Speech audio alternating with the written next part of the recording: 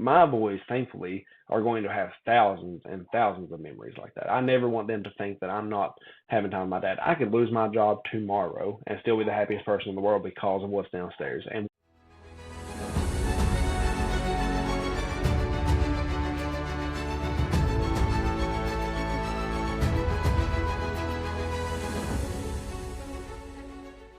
Have you ever wondered what it takes to escape poverty? How about trying to claw your way out while also helping someone else do the same? Well, today you're going to meet the man that did exactly that. He escaped poverty. He gave me the opportunity of a lifetime, and he helped change my life. Let's get into the episode, guys. Welcome to Me in Poverty, a podcast about breaking barriers, building bridges, and changing lives. Today's guest is Colin McCoy. Colin is a dedicated middle school teacher based in Louisa, Kentucky, originally from Inez. He balances his passion for education with a fulfilling family life alongside his wife and their twin boys. Known for his commitment to shaping young minds, Colin brings a strong sense of community and leadership to both his classroom and his home. Welcome to the show, my friend. I appreciate you having me, man. I'm excited to be here. I'm glad to finally get you on here. It's going to be no secret to the audience today that we are family, and you played a big part in my testimony, and really excited to share some of yours today. Absolutely. That's why I'm here.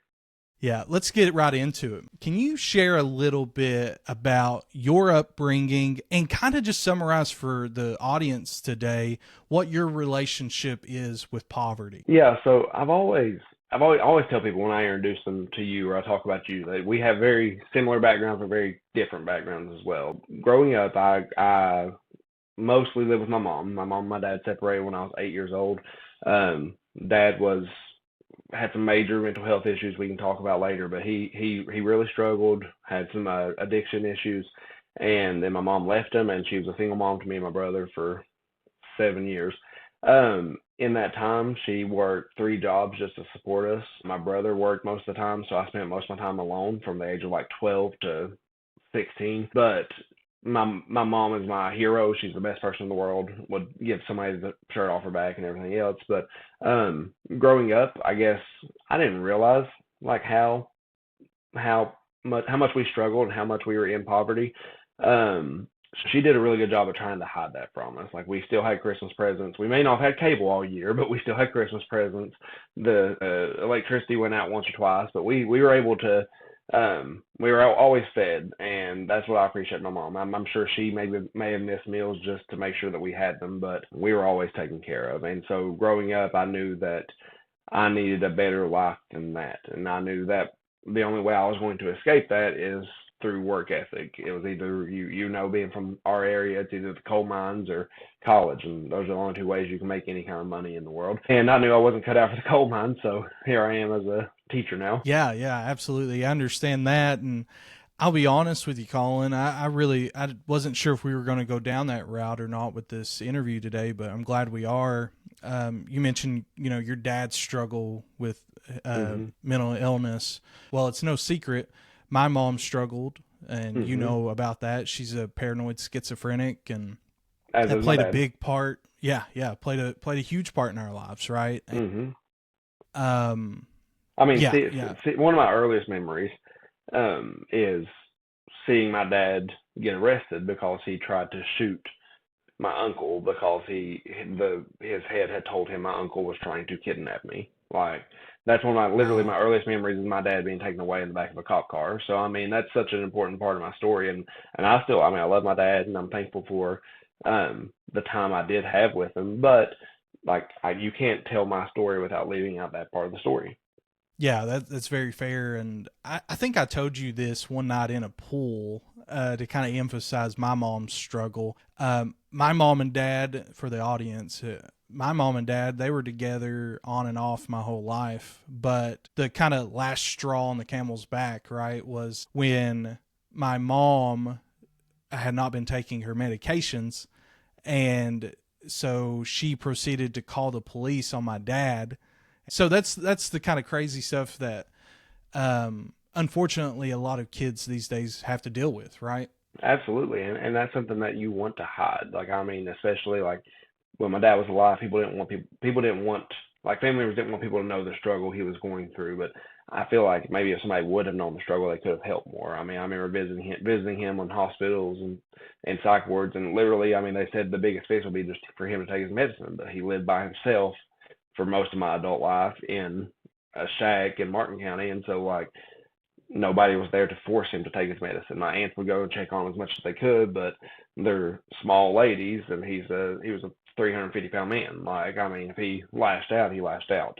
And that was kind of growing up what the issue was. I mean, he wasn't as big as back then, but he was healthier, so that's even scarier almost. Yeah, yeah, and I'm glad that you and I, we've always had a lot of different things that we've connected over, and that's a big one. Who would you say, who or what moment would you say inspired you to escape the poverty that you were raised in? See, I don't know. I say a lot. Like I give a lot of the credit in my life to Jesus and how he saved me from a life that I never lived almost. But I mean, it's not like I wasn't a Christian when I made that decision. Looking back, I don't think there was one moment. I think it was just seeing the struggle my mom went through and seeing the stress. I mean, there were 6 years like she had separated from my dad, and she didn't date or anything. She was working 45 hours a week at a doctor's office. She was a receptionist there. And then she would come home, change clothes, and at least 4 nights a week go and work at the grocery store or a pizza place, kind of interchangeably between the two. And then she would clean the church twice a week. And when I counted up earlier, that equals about 70, 80 hours a week. And so just seeing the stress that put her through. And obviously, she was raising two teenage boys. My brother was a bit of a hoodlum at the time. He was in alternative school, and he'll tell you like he wasn't easy to deal with, and I was just lazy. I was a lazy 12-year-old that just wanted to play my GameCube all day or my PlayStation 2.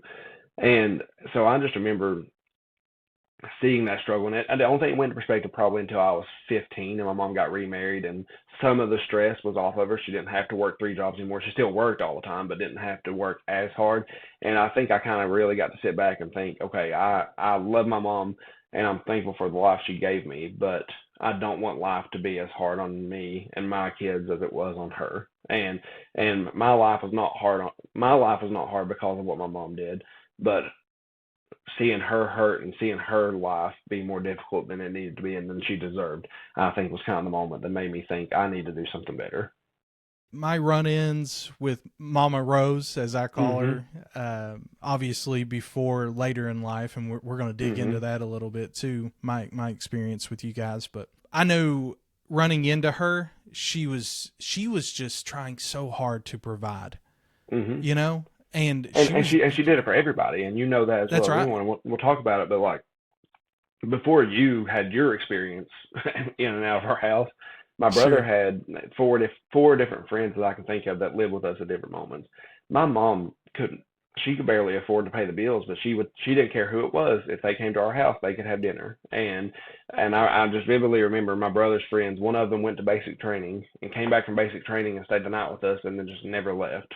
Another one, he actively moved in with us because he said he didn't like his home life. Another one, his dad moved away, came and lived with us. And then a third one, I mean, just flat out got my cousin pregnant and got kicked out of his house, so my mom took him in too. Like, I mean, it's just one of those things. Like, just thinking about all the people who lived with us over the years, and just in my mind, I can't compute how she paid for what she did, how she kept food on the table, how she kept the bills paid based on what she was doing, and how she kept her sanity. Yeah, I can definitely attest to that. And Hmm. you're talking. She's going to make sure you have dinner. It's probably going to be angel hair spaghetti, and it's going to Absolutely. be amazing. Absolutely. Angel hair spaghetti, Chef Gourmet pizzas. I mean, kind of kept us going. Yeah, yeah, yeah. And I need to make this very clear. We would never ever try to talk bad about Mama Rose. We love her. She's phenomenal. We know better. We know better Pretty than to much talk any bad. altercations I've ever been in my life was somebody trying to talk bad about Mama Rose, so we don't have to That's worry about right. that. That's But yeah, right. I mean, and that's why I always said like I wouldn't be the person I am today without my mom and her work ethic. I So wouldn't that's either. why, You know. and that's why everything I try to do, I do in honor of her. Like I just want to make her proud even today. Like if something good happens, she's still after my wife knows she's the first person I call. So Yeah, that's so awesome, man. And Hmm. I appreciate you still honoring her and having common sense to do so. Absolutely. Yeah. Well, So I mean, I always let's say it's the same. I mean, we'll talk. I'm sure we'll talk about it more, but I always say she's the same as your mama, just a little bit younger. I don't know if people know or not, but your mama and my mama were sisters, and I always say they're the same person, just like copy paste. And your mama was just a little bit older. She just couldn't give you as much effort as my mom could, but she will give anybody anything she could. Yes, very true. And Hmm. the emphasis that I place, even in my book, talking about the role that my grandmother played in my life. Oh my gosh. I mean, and not just her, but definitely I mentioned you, I mentioned alluding Yeah. to Mama Rose. How many kids? And of course, everybody is going to say like that it's like part of JD Vance's story as well. Like he's the vice president, going to be vice president here soon. Like we know that that's part of his story, but that's the part of so many Appalachian kids' stories is Yeah. the mamaws who took care of them. Like my mom was a single mom. If I was homesick from school, I would go to my mamaw's house, who was your mamaw's sister, and she would make me eggs and peanut butter and jelly sandwiches and whatever I asked her to make. And she'd never had a real job, at least in my lifetime. She never had a driver's license, but she made sure everybody who came in her area was taken care of. Yeah, yeah. People place even an emphasis on, grandparents raising their grandchildren in Appalachia. And Hmm. I get it. I get it.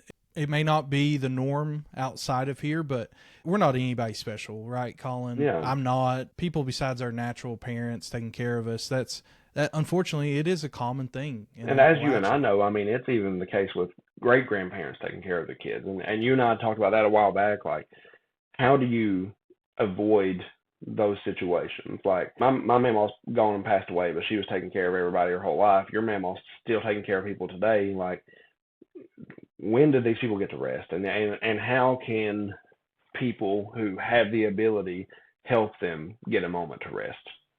Yeah. Yeah, that's right. And I had a conversation even this week talking about the different programs that I participated in, trying to kind of claw my way out of poverty. And Hmm. you participated in some of those as well when we were in high school, working two jobs and finding ways for organizations to pay for our wages, that sort of Well, thing. I But mean, I'm convinced. Like the biggest thing my parents ever did for me, and as you know, they couldn't afford to buy me a car like some kids' parents can.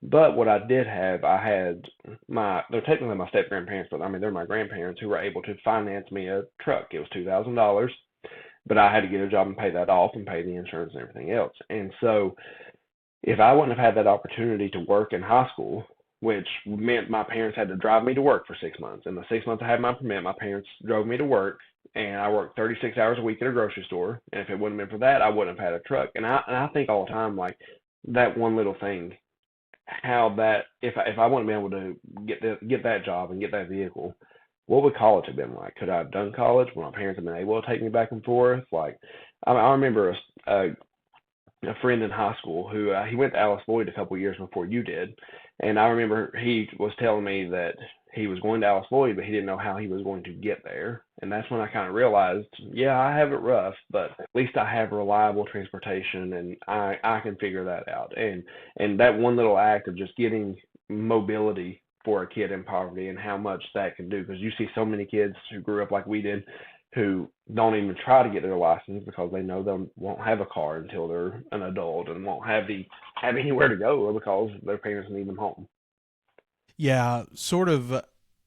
And it's complicated, right? There's not an easy fix to this. It give you even a bigger example. I was 16, wanted to get my permit. I wanted Hmm. to do well. I wanted to escape poverty. I am this heated, excited kid wanting to do well. But if I were to get a job, my grandfather, that was the provider, he wasn't a breadwinner in the sense, Hmm. but he handled all the bills, right? Yeah. He would have lost the check that he got for raising me if I developed my own income. So Yeah. then he would no longer be able to provide. Yeah. I still never knew that part of the story. I remember when I convinced you to play football, and the fact that I was playing football was only because I got fired from my grocery store job. And still to this day, I looking back, love that story. I love that story. still this day looking back, I don't. It was on my 17th birthday too. For the people who don't know, I got fired on my 17th birthday while I was out eating Mexican with my family. So I didn't play football my junior year because I had a job, and if I quit my job, I wouldn't have had my car. So I played my senior year. Played is a very loose term, but I was there and dressed out. But when I played, I was able to pay for gas and stuff. And still looking back, I don't know where that money came from. I spent the whole summer cutting grass and doing everything I could to make money. And I think I was just running on fumes, really. And I remember vividly having a conversation because I told you that if you played, I would take you home from practice if needed. Yep. And I remember my stepdad looking at me. He's like, he said, "How much gas you got in that truck?" I said, "Maybe enough to get back over the hill if I try hard enough." But he's like, you're running it all out, having to go get Joe Bear and stuff. And he wasn't upset with you, but he was kind of like trying to convince your grandpa or somebody to take you or whatever. And I was like, yeah, but if he needs a ride, I'll make sure he has a ride. We'll figure it out. And maybe I even asked you for gas money at one point. Who knows? But oh yeah, I'm sure. Yeah. The extra 2 miles to take you home was about to do me under. But I'm like, hey, I convinced him to play. I'm gonna make sure he's able to play. Yeah, yeah, and that was a dream come true for me. I definitely wasn't super talented or anything like that, but you know how important it is just to be able to feel like you fit in a little bit, right? Mm-hmm. Like Absolutely. getting to participate in sports and the role that plays. I think we need to probably segue into this idea that I'm really excited to talk to you about, the concept of mentorship. So I haven't figured out what we're going to title this episode yet, but it's got to be something to do with mentorship, because here you are, just not even a year older than me, and the role that you played in my life, you were learning how to claw your way out of poverty day by day, and there you were, the example for me to follow, right? Yep. Especially when it came to college and that sort of thing. So could you talk a little bit about that and the role that maybe you play today as a mentor for people? So when I think about my relationship with you, I mean, I've told people for years we're brothers because you're like my little brother. And I did that because I was able to have a big brother who was able to work his way out of poverty. He did it a different way. He's a coal miner and works hard for his family and everything else. But Very my big brother, respectable. I tell him this all the time, he was a jerk to me when I was a kid. I mean, he just beat me up and all this stuff all the time. But about the time that I became a teenager is when he really started to kind of cool down and realize like the important things in life. Met a girl with a kid, and it was all she wrote. He was able to guide me. He was the one person in my life who, if he had money to give, he would give me $20 here or there or whatever. And so because of that, I was like, man, I can help out people as well. And I knew my whole life I was going to go to college because nobody in my family had done it. Some of my dad's extended family had, but I mean, I grew up with them obviously, but I just wasn't around them all the time.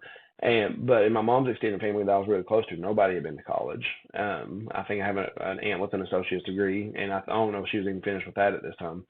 But I knew I had to go to college because I knew that I wasn't cut out for the coal mines, and I knew that my knowledge was the only thing that I was going to be decent at. I knew that I was decently smart. I was on the academic team and stuff. And so I remember that first time trying to get through college or trying to get into college and all that stuff was a whirlwind. I mean, you were at my house at the time, so I'm sure you remember all that. I had a dorm set up at Alice Boyd where you ended up going, and then was offered a very minuscule soccer scholarship to UPike, but that soccer scholarship was just enough to cover my expenses because of the Pell Grant. I was a hair from getting full Pell, so and so that ability kind of opened it up for me, and because of that, I had people who were able to help me. And so I look at someone like Marcy Hanson, who was a teacher I had in high school, who was able to talk to me about the FAFSA and able to help me make sure I had money to pay for this stuff and everything else. And that really, looking at college, she was the only person that could help me. I just didn't care to ask questions. I didn't care to call UPike 1,000 times and ask them, how do I do this or how do I do that? And so because of that, I wanted to make sure that everyone else was taken care of. I try to help you, and I try to help my nephew and all these other people who went to college, and I'm the only person they knew who went to college. And so when I think about that, I think a lot of that's probably what led me into my career. Like, I started out working at UPike in residence life, and the impact I can make on kids there who were first-year students like me, I thought that was really cool. And then after I went through some life events, I decided to go back into teaching, which is what my original degree was in. I think the ability to work with kids and see these kids who grew up just like I did or grew up just like Joe did. I'm doing it all the time. I'm looking at a kid, I'm like, oh man. I told my coworkers one time, there was a kid who was just a very kind-hearted, great kid. But man, he talked a lot, and man, he just couldn't stay out of his own way. And I said, that's me. When I was a student, that kid is me. That's exactly what I was like in middle school. But I'm able to look at that all the time, like, man, that kid's just like I was, or that kid's just like Joe, or that kid's just like this person, or this person, or this person. What can get in their way to help them to that next level? I think that's why I've stayed in education as long as I have, because I think you just have such an opportunity there to really impact the lives of kids. Definitely. Two things there that I really think of is the role that education plays, the role that mentorship plays, and how those can kind of be catalysts to help you claw your way out. And similar to, I work in the space, the world of recovery, right? Mm-hmm. So I think it's very crucial, and it was for me.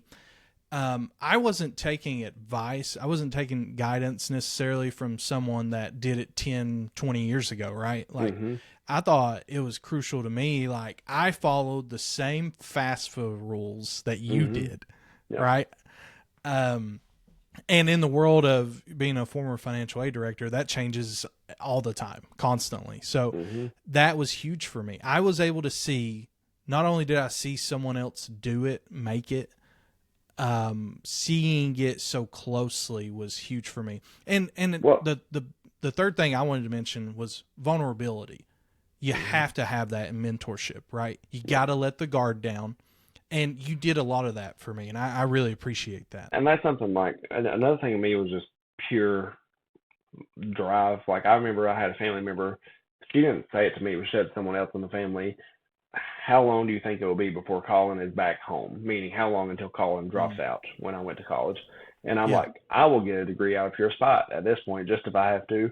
And but I agree with that. And vulnerability, like, I tell my students, there are a lot of people who have different faces for different people in life, and there are some jobs you have to have that. And people would say teaching is one, but I disagree. I always say I'm the same to my wife that I am to you, that I am to my students and my mom and my church and everyone else. I want anybody to ever leave a conversation with me and be like, I don't know if that was the real Colin or not. I want people to know that this is who I am, regardless of who I'm talking to and regardless of what I'm doing. And then I tell my students that. And honestly, I say, I teach sixth grade right now, and I love teaching sixth grade. I love these middle school kids. I love their curiosity and all this stuff, but I'm better suited for high school kids. I'm better with high school kids because I'm better at that realistic life view. I want to talk to these kids like, this is what happened in my life. You can't really tell. I mean, you can, but I try to avoid certain parts of my life when telling stories to the middle school kids, just because there's some stuff that's almost too real for them. I mean, some kids who grew up better than us maybe don't realize what some are going through. And a good example of that, I have a very close friend who we were in college, or maybe we had just graduated. We worked at the college too, and she had a very good life. I mean, her dad was a very outstanding member of the community. Her mom was a very outstanding member of the community. I always say she became a doctor, and her brother became a rocket scientist. Like, literally, like, those are their literal jobs. Wow. And I say, like, that's my goal in life, is to be her dad, because, like, her dad helped build his kids. But I was talking about my life and some of the struggles with my dad and stuff. And this might have been right after my dad passed, honestly.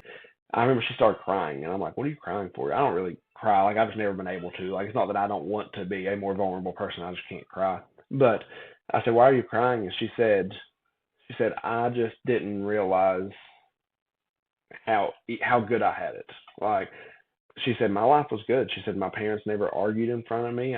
They just saying that, I'm like, what the heck? Like, I didn't know that existed in the world. But she's like, my parents never really argued in front of me. We never really struggled. We were happy and went on vacations and all this. And I'm like, yeah, it's just not my life. I was still happy. I've had an amazing life, but it's just a different life than what she had.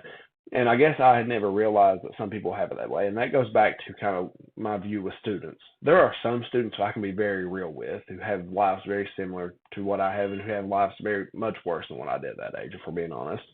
But there are some, especially in the grade level I teach now, who not only don't have those lives, have never been exposed to those lives.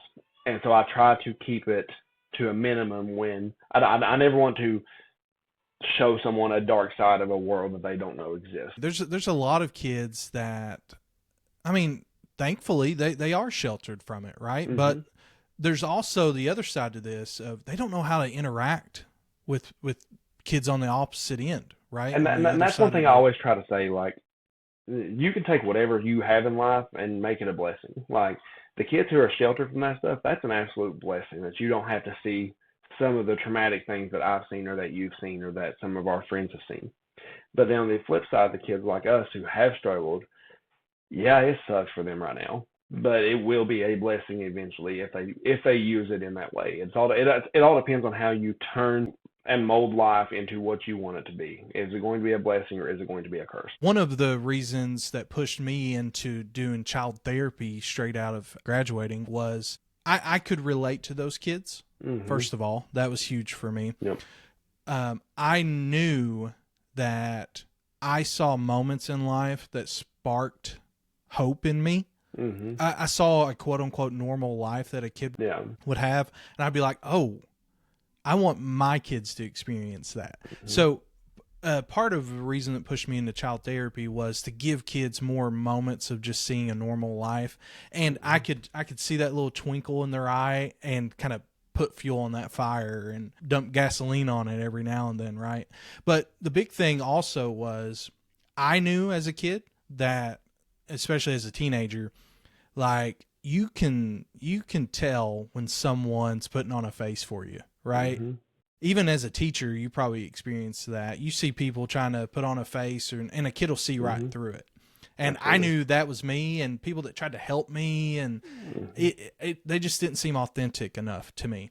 Mm-hmm. So I can definitely appreciate you wanting to be more authentic. That's huge. You and I were kids too who I think were better at hiding the struggles we went through. I mean, you and I both had brothers who were in alternative school, and that's probably because they were a little bit older than us when the most traumatic things in life happened. I mean, you yeah. and I were kind of the age where we knew better and we were able to do better in high school. Looking as a teacher, I have students right now who I have no clue what they're going through. There are some you look at them and you know exactly that they have life struggles and stuff. But it worries you about the kids like us who may have done a better job at hiding it. Growing up, people probably didn't know just how much you and I were struggling because we carried ourselves in a way. Yeah, we carried ourselves in a way almost to hide it, but almost just to kind of mask any kind of issues we had. Yeah. And a lot of that comes from like my mom and your grandma making sure that we were kind of as sheltered as they could. Yeah. And honestly, they probably, maybe figured it out a little better by then. Mm-hmm. I don't know, Yep. A big thing I've always said is my two oldest brothers, because they never had an earthly father, they ran from their heavenly one. Mm-hmm. And then you have kids like me that because we never had an earthly father, we ran to our heavenly one. Absolutely. How crazy is that? There's no blueprint for this. When my dad passed away, there was a lot of grief and stuff there, obviously, but it was always a weird relationship. And I had been a Christian for a few years at the time, but the song that kind of hit me was, I think it's Who You Say I Am, where it says, my father's house is a place for me. I loved my dad, but there wasn't really a place for me in his house. Like, I moved out when I was 8, just barely 8, and I never stayed the night with my dad again or anything else. Like, I would go visit him, but that's about it. 2 older brothers, you have 3. My oldest one, the one that I'm close to, he had more of a dad than me or the oldest one. He was with our dad for 12 years, and because of that, he has a different experience. And my eldest brother, who he barely had a dad at all. My dad and his mom got divorced when he was a baby, and he would just come visit every now and then. And I think a lot of that shows in what you just said. He runs from his heavenly father because of what happened with his earthly father. And looking back, like, I'm thankful that I had the mom I did to kind of pull me out of stuff like that and try to make my life better. And I don't know his mom well enough to know if he had that. I mean, I just looking at stuff like that. It's a difference maker. Absolutely. And just having one person who is willing to push you and believe in you and what what that can do for you. It is just incredible. And then obviously when I was 14, 15, my mom got remarried, my stepdad, and that pushed me. Like my mom showed me Christianity, but he pushed me toward Christianity more than anybody else in my life. And just the flat out witness of the gospel and talking to me about the gospel and just And asking really those tough questions. unapologetic. Absolutely. Right? I'd almost to a fault at times, as people know. Sure. But I mean, it was just straight up like, That was huge for me too. why don't you know Jesus? Why are you not closer to Jesus? And I'm like, and it was never in a mean way, but it's one of those things. It's the first time I ever had to think about it. My mom, she wanted to love me like Jesus and take me to church and expose me to the gospel. He wanted to immerse me in the gospel, and a lot of people not only have never had that, they've just never had experience with the gospel in general. They've been to church once or twice in their life, maybe for free food. I know people who've done that. It's just a different world when you have somebody who's willing to flat out push you to the gospel. That was one of the biggest things for me that I'll always be thankful for. My grandparents they didn't always get it right. But they did make sure that I was exposed to Jesus, right? They made sure from a young age I knew who he was and what he did for me. And that's the hard part is I don't think anyone's ever done it right in the history of the world. Yeah. Especially with their kids. Like nobody has ever portrayed Jesus in the best way. And it just depends on how you react to that. People like you and I, we were able to be like, okay, we know that maybe that's not, they're not perfect human beings, and they never will be perfect human beings. My mom, who I always say is a saint, she's not a perfect human being. I can't take any fault that she may have and use that and be like, well, Jesus must not be real because she messed up that one time. No, I take that and I'll be like, okay, she messed up and she's still there singing on Sunday because Jesus forgives her when she messes up. And I think there are so many people who grow up in church and see these mess ups, and I don't know, maybe their parents made a few more mess ups than mine did, but I've never once questioned my parents' Christianity. I've never once said, man, they messed up, so they must not be a Christian. And I think there are a lot of people who do that. As soon as they see a Christian mess up, they just pull away, and they're like, well, the gospel can't be real because this person screwed up. No, the gospel is real because I screw up. The gospel is real because it can atone for me when I make those mistakes.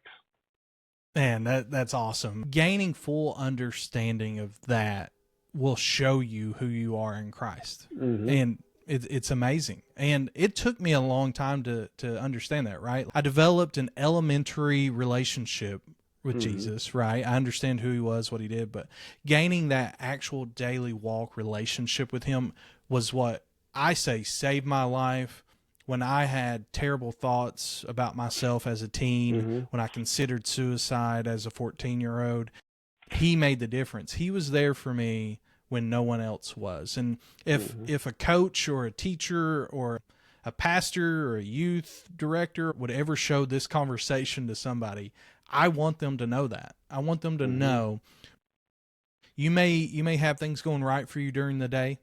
You may have your friends, etc.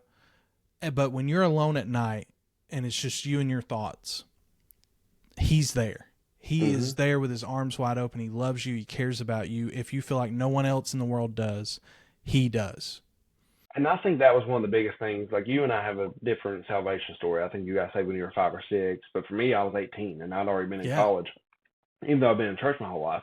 But I think that one of the biggest things for me to accept was an example of Jesus shouldn't be my mom or my stepdad or my uncle or whoever. My example of Jesus should be Jesus. And I think that's when it all really changed for me. I don't want to be anybody else's example of Jesus. I want to show them Jesus. I want to point them to Jesus so they can see him for what he's done, and they can see him for how perfect he is, and they can see him for taking care of me when I'm not perfect, and I make no illusion. I try to make no illusion that I am perfect. Yeah, and that's why it's so important to share stories like these, right? It shows preacher behind a podium is one thing, and it's needed and it's important, and God's called them to do that. I don't doubt that one bit. But for a struggling teen that's got their head down, staring at their phone in a church pew, you need another way to get to them as well. So and that goes back to the mentorship you were mentioning earlier. That's right. That's right. Everybody needs somebody, and in ways, you were kind of that for me for a little bit. Like, and I got saved when I was 18. I don't think it's a coincidence. You moved into our house when I was probably 17, maybe 16, and Yeah. so you were able to show me what it's like to be a teenage Christian. I'm like, man, I didn't really know people took this as serious as you did. And then I get to college and I make some friends, and our Let me chaplain who say, I made a lot of mistakes still in high school. absolutely. But No pedestal here. the thing is, I was an expert on your mistakes. Like I knew every mistake you made because we were so close. Sure. But That's that right. never made me question your salvation. And then I get to college and I make friends, like the chaplain who's one of my best friends today, was able to show me there are different ways to live this Christian life. You don't have to live Is it that just Rob? like Rob. Yeah, my buddy Rob. Yeah. That's who I watched church for this morning because we are snowed in. But like he was able to show me, yeah, you grew up different than I did, but here's how I live it. Here's how this person lives it. Here's how this different denomination and this different denomination lives it. I didn't realize the whole world's not United Baptist, and that was a big surprise to me when I got to college. And I think that shows you We're like, the free wills. Yeah. yeah, exactly. A lot more of that mentorship. Like, I mean, even though you're barely younger than me, you were able to kind of mentor me in that salvation part. And it changed once I got to college and I was able to build other mentors. And now that I'm an adult and married, I'm able to build different mentors. I need more married mentors who have kids. And that's where I look at my pastors and my assistant pastors and people like that. That's kind of the whole point in this show. And again, really appreciate you being on here and sharing your testimony and that sort of thing. I got a bit of a fun question for you. It's a wrestling question, Colin. Uh-huh. And for those that don't know, I don't know how you wouldn't know. It's all he talks about. But leading expert. well, first of all, what do you think about Monday Night Raw? Well, SmackDown too, I think now going to Netflix. No, not SmackDown yet. SmackDown moved to USA, I believe. Was Big that fan what- of it. So I'm a big wrestling fan. Anybody who knows, especially grew up about it. And today it's more of an art form. It's kind of like ballet for me. People who go to the ballet or go to the opera. Ballet, That's me. okay, I'm yeah. going to the Royal Rumble in a couple weeks, and so big fan of it so far. I'm a little still weirded out. Like I'm just waiting to see what happens with it, but helps me out because I only have cable for sports and wrestling. So when March Madness is over, I'm able to cancel my cable subscription for a few months. But yeah, no, pretty excited about it. That's awesome. What is, and I'm going to add in a drum roll here eventually in the edit, but what is The Undertaker's WrestleMania record? 23-2, I believe, off the top of my head. So I believe he lost twice, once to Brock Lesnar and once to Roman Reigns, and I think Google tells AJ me Styles was 23. Google tells me it's 25-2. So I'll let you be the judge of that. You're the expert, not me. But I need somebody to check after you watch this podcast and just go ahead and throw it in the comments for me and Colin. I know that you got me question's tore gonna up haunt about it. you. I'm trying to think about it. I'm like, I don't know. We'll see. So let me ask you this, and maybe it's one of your students. You get a really good opportunity to just be bold and courageous with them. They're struggling with poverty that they were born into. You see a little spark in them. I talk heavily about being the someone. And what do I mean by that? You may have a teacher look at a student. I was one of those students that shows promise. They're intelligent. They do well in school, but they're tired a lot. Their clothes aren't the best. You know, I had a lot of hand-me-downs from my older brothers. But so let's say you got one of those students and the teacher or somebody that works with the student says, you know, that's a good kid.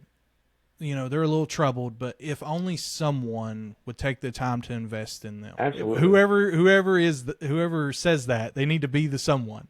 So I'm encouraging you to be the someone. You already are. I know you are because I know your character. But let's say some kid, one of those kids, finds this video. A coach shows it to them, a pastor, whatever it may be. What advice would you have for that kid that is born into poverty? It's not their fault. But they know, similar to me and you, they do not want to live that life, and they want to be a mentor for someone else one day. What advice would you give them? So if you give me just a second, there's a Bible verse here, one of my favorite verses, and I think that if you're asking for like a big catch-all piece of advice, I'm not the best for that, and you might as well point to the gospel. But it's First Peter 2:9, and it says, "But you are a chosen race, a royal priesthood, a holy nation, a people for his own possession, that you may proclaim the excellencies of him who called you out of darkness into his marvelous light." And so if you are thinking that you're not enough, or maybe you don't have as much money as the kid beside you, maybe you don't have the brand new shoes, or I remember somebody complimented my shoes once in high school, and that like blew my mind. I'm like, man, I've never been complimented on things like that. And if you don't have the nice stuff, don't worry, because you are a chosen race, a royal priesthood. If God himself has called you to be royal, then why do you care what this life is giving you now? There are thousands and thousands of stories of people breaking through those chains and breaking through the fact that you think you'll never have anything in life. Growing up, I didn't have a new video game all the time. I didn't have new stuff to play with all the time, but there is a light there. You realize you're a chosen race, and you realize that there are opportunities in life outside of what you have. I'm a teacher. I don't get paid great. People know that. Like, that's not a secret. But I'm able to make a good living for me and my family, along with my wife, and we're able to purchase the things that we need. And I don't feel constrained by life shackles the way I did at times in high school. I don't feel like I have to work myself to death. I don't feel like I have to sacrifice things because of what I need. And when I was in school, I worked 36 hours a week at that grocery store. I had an AP class, I remember vividly. We just had to do homework every night. And he wanted us to learn the material. It's nothing on the teacher, but I just couldn't. I went to school for 35 hours a week. I worked a job 36 hours a week. And then when I was home, I had things to do. I had to cut grass, I had to do chores, things like that. I just didn't have time to do the homework. And I wish, looking back, I could have just told him, like, I'm sorry, I wish I could do this, or I wish I could have found an alternate way to go about it. But I don't feel like I have to work myself to death like that anymore. Yeah, of course, I always want more money for my family. I'm always saying, man, I wish teachers got paid better. I wish I could do this. But money's not what life's about. Life's about spending time with my family. Right now, I hear my baby screaming downstairs, and that's what life's about. And the fact that I hear mine too, just for the record. Good. My wife bought a book for the boys yesterday, and it was just called "I Love You, Dad." And I'm not an emotional person at all, but reading that book, I got emotional because it just talked about the things I get to do with my dad. And I love my dad, but I didn't get to do all those things with him. I have one memory in my life of playing games with my dad when we were playing on the floor with dinosaurs. And I still remember that, and I was probably 3 years old for that. My boys, thankfully, are going to have thousands and thousands of memories like that. I never want them to think that I'm not having time with my dad. I could lose my job tomorrow and still be the happiest person in the world because of what's downstairs and what I have here for me, and that's what my family is all about. And so regardless of where you're at in life, you may not be a person who wants to go to college. Get some sort of an education. Learn something to fall back on. Thankfully, I now have a special education degree. I don't teach special education anymore, but that's a job I can get anywhere pretty much. So I'm pretty set on jobs if I ever need to. But it's okay because I have other skills. I can go work at Walmart, and I can be just as happy as I am right now because I have a family that cares about me. I have a life that's rooted in Jesus Christ, and that's what life is all about.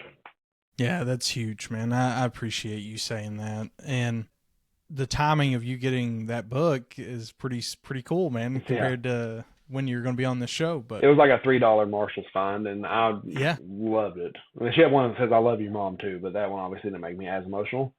Yeah. I've got a chapter in my book. It's Summers with Dad. And you and I know that those didn't really exist. I was offered drugs and didn't go back. Speaking of my book, if you're ready to dive deeper into my story, be sure to click the link in the description below. Get your copy pre-ordered today from Kickstarter. Thank you, guys. Let's get back into the episode. So my dad were him calling me and asking me to bring him some McDoubles and a pack of cigarettes. Colin, I'm super proud of you, man. I want to also say thank you for helping me. We alluded to it early in the show, and we got a little off track, which is a great thing. For those that don't know, when I was a homeless youth at 17, Colin and Mama Rose and Tommy took me in and gave me a home, loved me, showed me just the love of Christ, and which was huge when I needed it most. And they instilled a confidence in me by walking along with me, instilled a confidence in me that I could go to college, that I could get an education, I could change my family tree. And because they were a part of it all. May we all be as welcoming as my mom is to anybody who needs a place to stay. I mean, there could be a homeless man off the street, and my parents will take them in. Like I pray that when my kids are older, we can be that welcoming.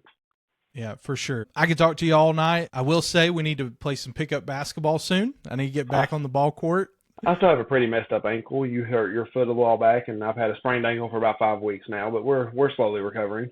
That's what we get for pretending like we're still 16 and 100 pounds lighter, I think. That's part of it. But, hey, thank you, man. We love you. Appreciate you so much. Thanks for taking the time. For everyone listening, if you find content like this meaningful, please like, subscribe, and turn on your notifications so that you don't miss out on future videos. And remember, keep sharing stories. See you in the next episode.